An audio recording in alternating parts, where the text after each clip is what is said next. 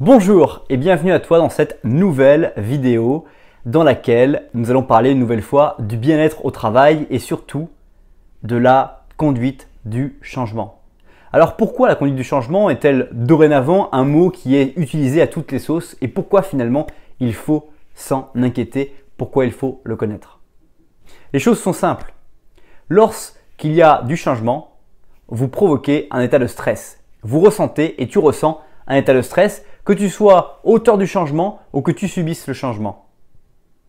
Et dans un groupe dans lequel il faut manager, qu'il y a un manager, le manager doit s'assurer que les personnes vont bien suivre ce changement et bien le vivre.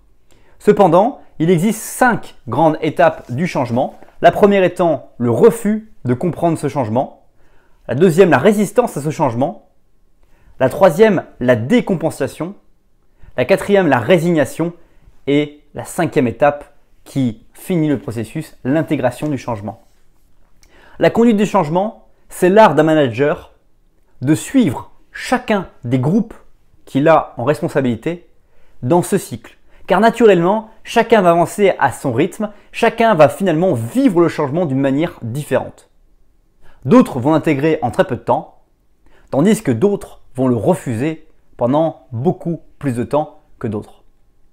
Ces problématiques fait que dans ces phases de changement, le manager aura pour ambition, aura pour vocation de suivre chacun des collaborateurs sans marquer avec des mots ce qui se passe et les accompagner au maximum pour que très vite ils intègrent le changement. Je pense au changement d'organisation hiérarchique où un nouveau directeur prend une place et va venir amener ses capacités de travail, son mode, sa méthode de travail avec ses principes sur lesquels il estime les plus importants. Je pense aussi à des changements dans votre vie qui peuvent largement influencer des facteurs externes la qualité de vie de ton travail. Par exemple, lorsque tu vas rompre ou que tu vas être en divorce parce que ta femme le demande ou ton homme le demande, tu vas avoir une capacité de refus peut-être ou alors directement tu vas intégrer ce refus, cette fin de relation pour commencer quelque chose de nouveau.